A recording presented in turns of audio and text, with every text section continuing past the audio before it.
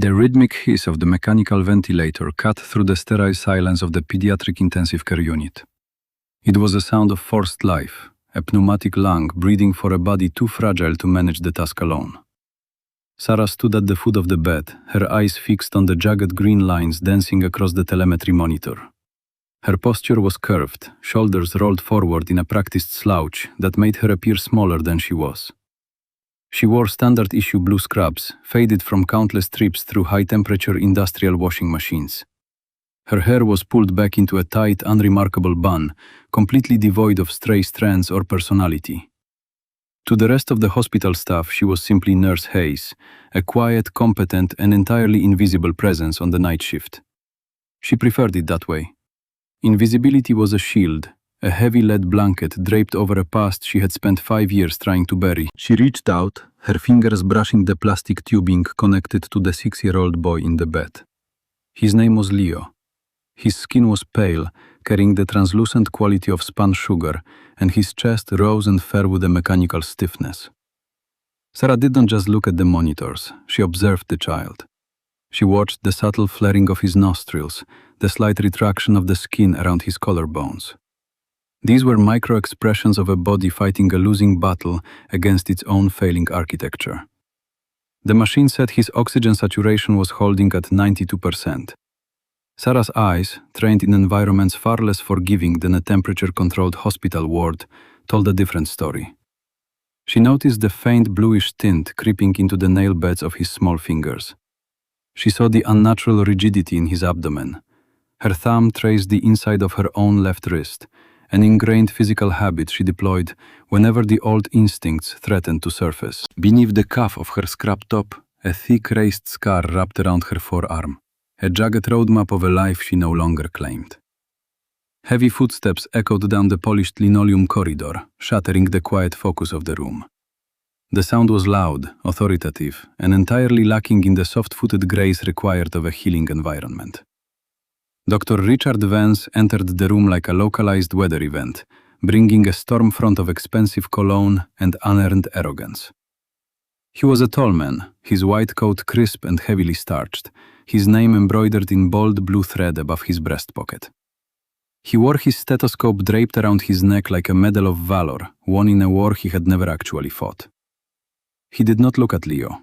He looked at the tablet in his hands, his brow furrowed in a display of intense, performative intellect. Behind him trailed 2 medical students, their faces pale and eager, clutching clipboards like shields. Sarah took a half step back, melting into the shadows near the IV pole. She knew her role in this theater. She was the set dressing, the silent stagehand expected to hand over props and remain mute while the lead actor delivered his monologue. Dr. Vance tapped the screen of his tablet with a manicured finger. His voice was a blunt instrument, loud and devoid of any soothing cadence. He spoke to the students, ignoring the weeping mother who sat in the corner of the room. He detailed Leo's condition using a rapid-fire barrage of polysyllabic medical terminology, a verbal smokescreen designed to impress rather than inform. Sarah watched his eyes. They never once met the patient. They darted between the screen and the faces of his sycophantic students. He was diagnosing a spreadsheet, not a dying boy. Sarah stepped forward, the movement smooth and soundless. She kept her voice low, pitching it to a deferential frequency. She mentioned the tracheal deviation she had spotted. She pointed out the asymmetrical chest rise, the supple signs that the air was not flowing into the lungs, but escaping into the chest cavity. She suggested, with carefully crafted humility, that they might want to order a portable chest X-ray immediately.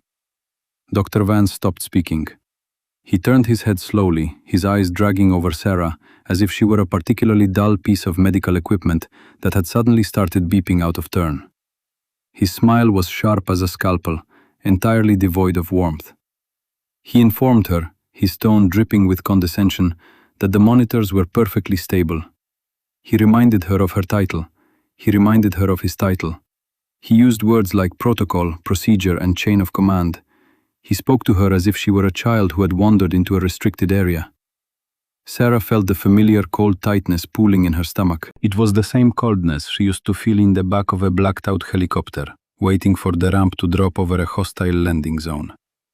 She beat the inside of her cheek, tasting the faint metallic tang of copper.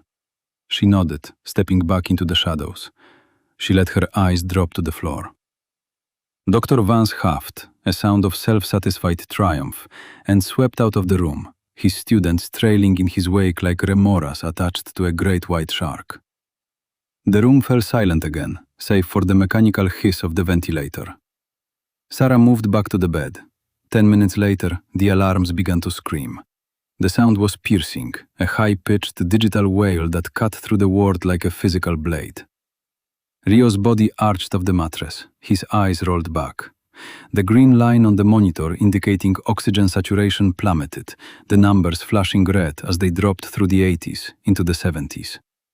His heart rate spiked into a terrifying erratic rhythm. The mother screamed, a primal sound of absolute terror, dropping her coffee cup to the floor, where it shattered into a dozen porcelain shards. Sarah did not freeze, she did not panic. The heavy lead blanket of her civilian identity slipped off her shoulders, hitting the floor with an imaginary thud. The switch flipped, her movements ceased to be the hesitant, curved actions of a tired nurse. They became the fluid, hyper-efficient motions of an elite operator. She hit the code blue button on the wall with the heel of her hand, the action automatic and precise. She leaned over the boy, her hands moving with terrifying speed. She felt his chest. The right side was rigid, swollen like a drum pulled too tight. Tension pneumothorax. Air was escaping from a ruptured lung, filling the chest cavity, crushing the heart and the remaining lung beneath invisible, mounting pressure. He had seconds before his heart stopped completely. Protocol dictated she wait for a doctor. Protocol dictated she prepare a sterile field and stand by with the necessary equipment. Protocol meant the boy would die on this table while waiting for a man who cared more about his shoes than his patients. Sarah reached into the supply cart. Her hands bypassed the standard nursing supplies and grabbed a 14-gauge intravenous catheter. It was a long, hollow needle. She did not hesitate. She did not seek permission. She located the second intercostal space on the right side of the boy's chest, her fingers finding the exact anatomical landmark with the precision of a master mechanic finding a stripped gear. She swabbed the area with a single violent swipe of an iodine pad. She positioned the needle. She drove it into the boy's chest. There was a distinct pop as the needle breached the pleural space. Instantly, a sharp hiss of escaping air filled the room, sounding like a punctured tire. The trapped pressure vented out through the hollow tube. Rio's chest immediately deflated to a normal resting position. The erratic, terrifying spikes on the heart monitor smoothed out, settling back into a steady, rhythmic pattern. The oxygen saturation number stopped falling, hesitated, and then began a rapid climb back into the safe zone. The boy took a deep, shuddering breath of his own accord. Sarah withdrew the needle, leaving the plastic catheter in place to keep the airway open, and secured it with a piece of heavy medical tape. She stepped back, her breathing even, her hands perfectly steady. The door flew open. Dr. Vance burst into the room, followed by a crash cart team. He stopped dead in his tracks, taking in the scene. He saw the stabilized monitors. He saw the plastic tube jutting from the boy's chest. He saw Sarah standing quietly by the bed, her hands resting at her sides. The color drained from his face, quickly replaced by a dark, furious crimson. He realized what she had done. He realized she had performed a surgical intervention without authorization, without a license to practice medicine, and without him. His authority had been bypassed. His ego had been punctured just as surely as the boy's chest cavity. He did not ask if the child was safe. He did not check the vitals. He turned his wrath entirely on Sarah. His voice shook with a rage that bordered on the theatrical. He pointed a trembling finger at her face. He accused her of reckless endangerment. He accused her of playing God. He accused her of criminal negligence. He ordered her out of the room. He fired her on the spot. He promised her that he would see her nursing license revoked permanently. He promised her that she would never work in a medical facility anywhere in the country ever again. The other nurses in the room stared in stunned, horrified silence. Nurse Miller, a 20-year veteran of the ward with kind eyes and tired feet, stepped forward, opening her mouth to defend Sarah. Sarah caught Miller's eye and gave a nearly imperceptible shake of her head. It was not worth the collateral damage. Sarah did not argue. She did not raise her voice. She simply untied the plastic isolation gown from her waist, folded it neatly, and dropped it into the biohazard bin. She walked past Dr. Vance without looking at him, her face a mask of absolute, chilling calm. She navigated the bright, sterile hallways of the hospital, heading toward the staff locker room in the basement. The air down here smelled of stale coffee and industrial floor wax. She opened her narrow metal locker. Inside hung her civilian coat, a faded green canvas jacket. She reached up to the top shelf and pulled down a small, battered metal tin. She opened it. Inside lay a heavy, silver challenge coin, stamped with the emblem of the United States Navy Special Warfare Command. Next to it sat a small faded photograph of a team of operators standing in the dust of a foreign valley, their faces obscured by helmets and sunglasses. Sarah was the only woman in the photograph. She traced the edge of the coin with her thumb. She had been a Special Operations Independent Duty Corpsman.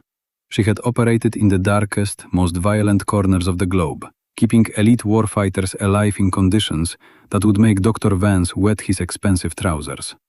She had amputated limbs under heavy mortar fire. She had performed open-chest massages on the floor of a spiraling Black Hawk helicopter.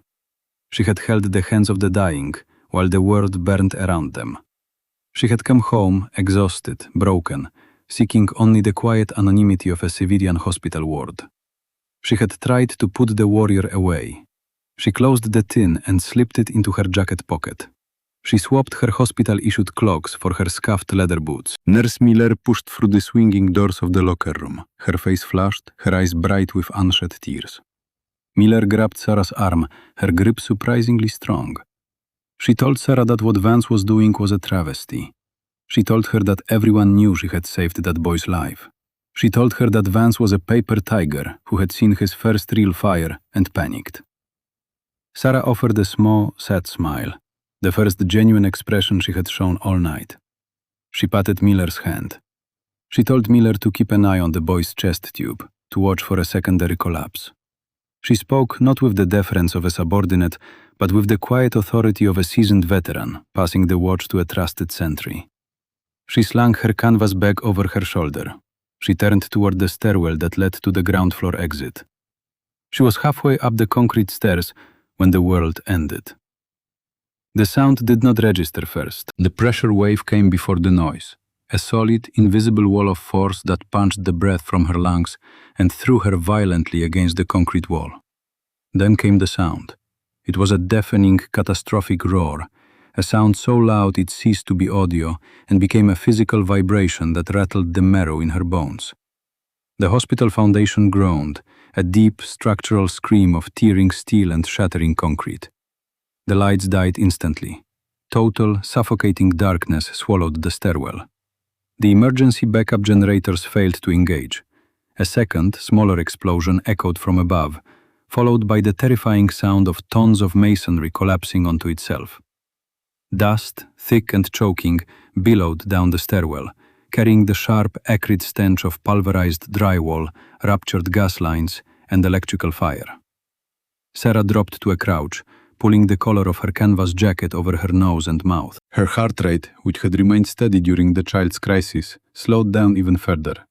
The civilian nurse, the quiet, submissive woman who had just accepted an unjust firing, evaporated completely in the darkness. The chief petty officer woke up. Her mind became a well-oiled machine, rapidly processing sensory data, eliminating panic, calculating odds. The explosion had come from the ground floor, likely near the main entrance or the adjoining clinic wing. The structural integrity of the building was severely compromised. She felt the stairs beneath her boots. She began to climb. She did not run. She moved with deliberate tactical precision, testing each step before committing her weight. She reached the heavy fire door leading to the ground floor lobby. She pressed the back of her hand against the metal. It was warm, but not blisteringly hot. She pushed the crash bar. The door resisted, warped by the blast, but gave way under a heavy shove from her shoulder. She stepped out of the stairwell and into a nightmare. The main lobby of the hospital was gone. In its place was a jagged crater of twisted steel girders, shattered glass, and burning debris.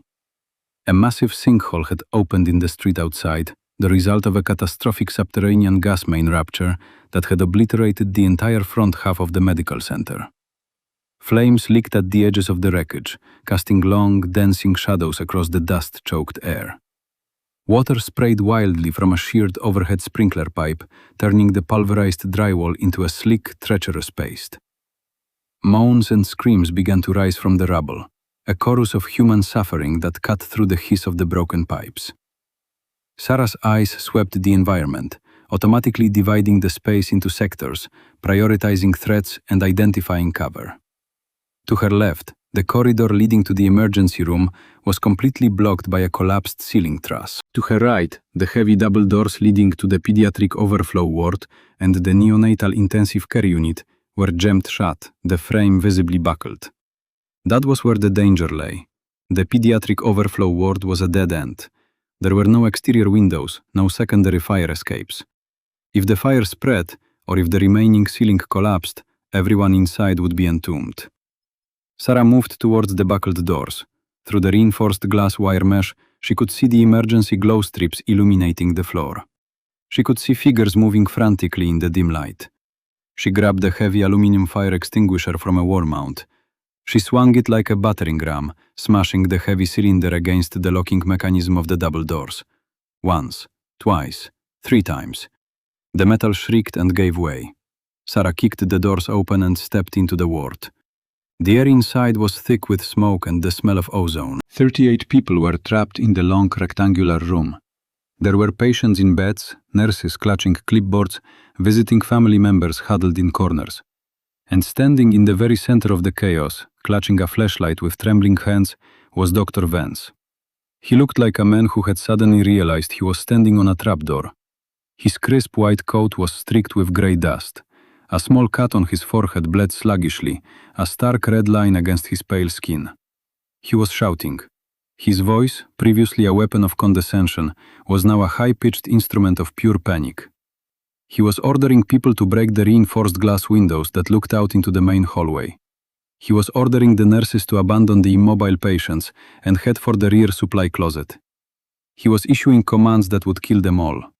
Breaking the interior glass would allow the thick, toxic smoke from the lobby fire to flood the sealed ward. The supply closet was a concrete box with no ventilation. It would become an oven within 20 minutes. Vance was a creature of algorithms and bright lights. Faced with unscripted, violent chaos, his intellect shattered. He was paralyzed by the breakdown of his orderly world. Sarah walked toward him. She did not hurry. She moved with the terrifying, inevitable momentum of a predator closing in on wounded prey.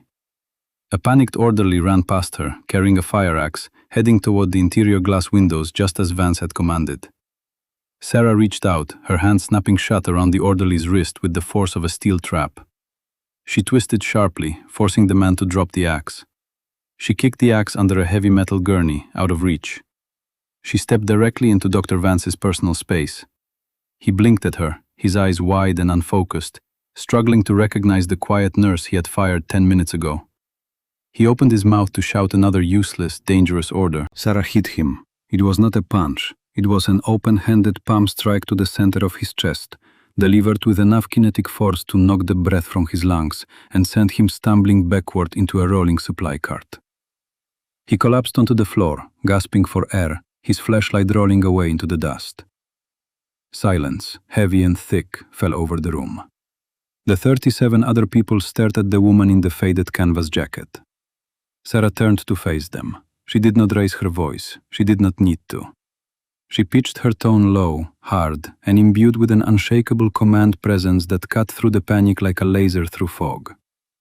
She told them to listen to her voice. She told them that the lobby was gone, the building was unstable, and help was not coming for a long time. She told them that if they panicked, they would die. She told them that if they followed her orders exactly, they would live. She pointed at Nurse Miller, who was clutching the side of a bassinet. She ordered Miller to take charge of the ambulatory patients and move them to the far structural wall, away from the ceiling cracks. She pointed at 2 burly maintenance workers who had been trapped in the ward.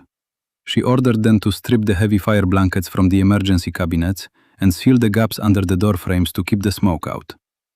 She pointed at the medical students who were huddled together like frightened sheep. She ordered them to gather every flashlight, every roll of gauze, and every bottle of sterile saline in the room and bring them to the center triage area. She moved. She became a blur of calculated, life-saving violence. She found the technician pinned beneath a collapsed section of ductwork, his leg crushed and bleeding heavily. She did not have a proper tourniquet. She ripped the blood pressure cuff from a nearby wall monitor. She wrapped it high and tight around the man's thigh, inflating it until the arterial spurting stopped, clamping the tube shut with a pair of surgical clamps. She found an elderly woman choking on the thick dust, her airway swelling shut. Sarah did not wait for a surgical airway kit. She used a scalpel from a minor procedure tray and the hollow barrel of a plastic ballpoint pen, performing an emergency cricothyrotomy in less than 20 seconds. She breathed for the woman until a manual resuscitator bag could be found. She moved from bed to bed, patient to patient. She assessed, treated, and stabilized with a speed that defied logic. She was a ghost no longer. She was an angel of war, operating in her natural element.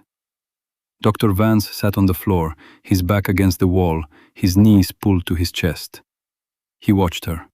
His mind, slowly recovering from the shock, tried to process what he was seeing. He watched a woman he had dismissed as a glorified bedpan changer execute advanced trauma life support protocols in total darkness with improvised tools. He watched her command a room of terrified civilians with the absolute authority of a battlefield general. He looked at his own hands. They were shaking violently. He looked at his expensive shoes, now covered in blood and plaster dust. He realized with a crushing, humiliating certainty that his entire career had been built on a foundation of safe, controlled variables. He was a master of the textbook. She was a master of the abyss. Hours bled into one another. The air grew hotter, the smoke thicker. The structural groans of the building became more frequent, a constant reminder that the ceiling could come down at any moment. Sarah did not stop moving. She checked the tourniquets. She monitored the improvised airways. She rationing the limited supply of bottled oxygen among the most critical patients. She spoke quietly to the terrified children, her voice dropping the hard edge of command and adopting a soothing, rhythmic cadence that calmed their racing hearts. She was everywhere at once. She was the only thing holding the darkness back. Finally, just as the battery in the last flashlight began to flicker and die, a new sound echoed through the buckled walls. It was the heavy, rhythmic thud of a rotary saw cutting through concrete. The sound grew louder, accompanied by the muffled shouts of men working with frantic purpose. A massive section of the exterior wall, weakened by the blast, suddenly gave way, collapsing outward in a shower of brick and mortar. Brilliant, blinding white light flooded the ward. The beams of high-powered tactical flashlights cut through the swirling dust. Figures stepped through the breach. They were not local firefighters. They wore heavy tactical gear, Kevlar helmets, and carried specialized breaching equipment. They were an elite urban search and rescue task force, deployed from the nearby military base to assist in the catastrophic collapse. The lead figure, a massive man with the silver oak leaf of a commander on his chest rig, stepped into the room. His eyes swept the scene, taking in the 38 survivors huddled against the far wall, the improvised triage center, the meticulously applied tourniquets, and the stabilized airways. He stopped. He lowered his flashlight. He stared at the woman standing in the center of the room. Sarah stood tall, her faded canvas jacket covered in blood, soot, and plaster dust. Her face was smeared with grime, her eyes burning with an intense, unyielding light. The commander pulled off his helmet. His face broke into an expression of profound shock, followed instantly by absolute, unwavering respect. He snapped to attention. His boots clicked together over the rubble. His voice boomed across the ruined ward, carrying clearly over the hiss of the broken pipes and the hum of the rescue equipment. He did not call her nurse. He did not ask if she was okay. He addressed her by a title earned in blood and fire. He called her chief. He asked her for a situation report. Sarah did not flinch. She stepped forward, her posture perfectly straight, her hands clasped loosely behind her back. She delivered a flawless, clipped, and comprehensive medical handover. She detailed the injuries, the interventions performed, the status of the bleeding, and the priority of evacuation for all 38 souls in the room. She spoke the language of the military operator, a dialect of efficiency and precision that the commander understood perfectly. Dr. Vance, still sitting on the floor, watched the exchange. He watched the heavily armed rescue personnel defer to the quiet nurse. He watched the commander treat her not as a civilian victim, but as a peer, a fellow warrior who had held the line until reinforcements arrived. The paper tiger finally understood the nature of true fire. The evacuation was swift and orderly. The military medics took over, marveling at the improvised field medicine that had kept so many alive in impossible conditions. They loaded the patients onto Stokes baskets and passed them through the breach in the wall to the waiting ambulances outside. Sarah stood by the breach, watching them go. She did not leave until the last patient, the elderly woman with the improvised cricothyrotomy, was safely secured on a backboard. Only then did she step out into the cool, damp night air. The scene outside was apocalyptic. Red and blue lights flashed against the smoke-filled sky. Hundreds of emergency personnel swarmed the perimeter of the massive crater. Sarah walked toward the triage tent set up on the edge of the blast zone. She felt the adrenaline finally begin to recede, leaving behind a profound, bone-deep exhaustion. Her hands began to tremble, a delayed reaction to the immense chemical dump her brain had just endured. She found an empty folding chair near a stack of bottled water and sat down heavily. She leaned her head back, closing her eyes, letting the cool air wash over her soot-stained face. Footsteps approached. She opened her eyes. Dr. Vance stood before her. He looked small. The crisp white coat was ruined. The arrogant posture was gone, replaced by a slump of defeat. He held a bottle of water in his hand. He offered it to her. His hand was shaking. Sarah looked at the water, then up at his face. She did not take the bottle. Vance swallowed hard, his Adam's apple bobbing in his throat. He spoke, his voice barely a whisper, stripped of all its former volume and bluster. He told her that he had been wrong. He told her that he had panicked. He told her that she had saved them all. He asked her how she knew what to do. He asked her where she had learned to move like that, to think like that in the dark. Sarah reached into her pocket. She pulled out the heavy silver challenge coin. She turned it over in her fingers, the metal catching the flashing lights of the ambulances. She looked at Vance. Her eyes were devoid of anger, devoid of vindictiveness. They held only the cold, hard pity of a survivor looking at someone who had never truly been tested. She told him that credentials were just pieces of paper. She told him that titles were just words embroidered on a coat. She told him that when the lights go out and the walls come down, the only thing that matters is what you have inside you. She told him that he had spent his life building a resume, while she had spent hers building a spine. She stood up, leaving him holding the unopened bottle of water. She walked toward the command tent, where the military task force commander was waiting to debrief her. The dawn began to break over the ruined hospital, painting the sky in shades of bruised purple and dull gold. The immediate chaos had subsided, replaced by the grim, methodical work of recovery. Sarah stood near the command tent, a steaming cup of awful instant coffee in her hands. The hospital administrator, a harried-looking man who had arrived on the scene an hour ago, approached her, flanked by the task force commander. The administrator looked terrified. He had been briefed on the events in the pediatric ward. He had been told about Dr. Vance's catastrophic failure of leadership. He had been told about the nurse who had been fired for saving a child, only to save 38 more lives an hour later. He offered a stammering, profuse apology. He assured her that Dr. Vance would be placed on immediate administrative leave, pending a full medical board review.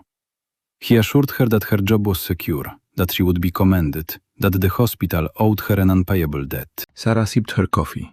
She looked at the administrator. She looked at the commander, who offered a small, knowing nod. She realized that she no longer needed the heavy lead blanket of invisibility. She had tried to hide her past because she thought it made her a monster, a creature of violence, unfit for the quiet world of healing. But the violence had found her anyway, and when it did, the skills she had forged in the darkest places on Earth were the only things that had kept the light alive. She did not need to choose between the warrior and the healer. They were the same person. She told the administrator that she would not be returning to the night shift. She told him that she would be taking over the emergency trauma training program for the nursing staff. She told him that the hospital was going to learn how to operate when the protocols failed. The administrator nodded eagerly, agreeing to every demand before she had even finished speaking. Sarah turned away, looking back at the ruined facade of the hospital. Nurse Miller was standing by an ambulance, a bandage on her arm, directing the loading of the final supplies. Miller looked up, saw Sarah, and offered a tired, genuine smile. Sarah smiled back. She rolled up the sleeves of her canvas jacket, exposing the thick, raised scar on her left wrist to the morning light. She didn't need to hide it anymore. It was not a mark of shame. It was a receipt for a life purchased at a high cost, a life she was finally ready to live out loud. The truth of the world is often hidden beneath layers of polished veneer and unearned authority. We are taught to revere the loud, the credentialed, the people who wear their titles like armor. We are taught to overlook the quiet professionals, the ones who do the heavy lifting in the shadows, the ones who do not demand our attention. But when the system shatters, when the predictable routines fail and the fire comes, the paper tigers always burn. It is in those moments of absolute chaos that true competence reveals itself. It does not shout. It does not panic. It simply steps forward, rolls up its sleeves, and does what must be done. The bravest act is not running into the fire. The bravest act is accepting every part of yourself, the scars, the trauma, the hidden strengths, and using them to hold the line for those who cannot. Survival is not merely about staying alive. It is about integrating the darkest parts of your past into a weapon that protects the future. Respect is never granted by a piece of paper or a name tag. Respect is earned in the dark, when no one is watching, through the quiet, relentless application of skill. Sarah had walked into that hospital as a ghost, a woman hiding from her own power. She walked out as a commander, validated not by the system that tried to break her, but by the 38 lives breathing because she refused to remain invisible. Tell me in the comments, who is the person in your life who quietly held the line for you when everything else was falling apart? If this story of quiet strength and ultimate vindication spoke to you, tap that like button. Leave a comment sharing your own experiences with hidden competence. Subscribe so you never miss the next story of everyday heroes stepping into the light. Share this video with someone who needs a reminder that their hidden scars are actually their greatest strengths. See you in the next one.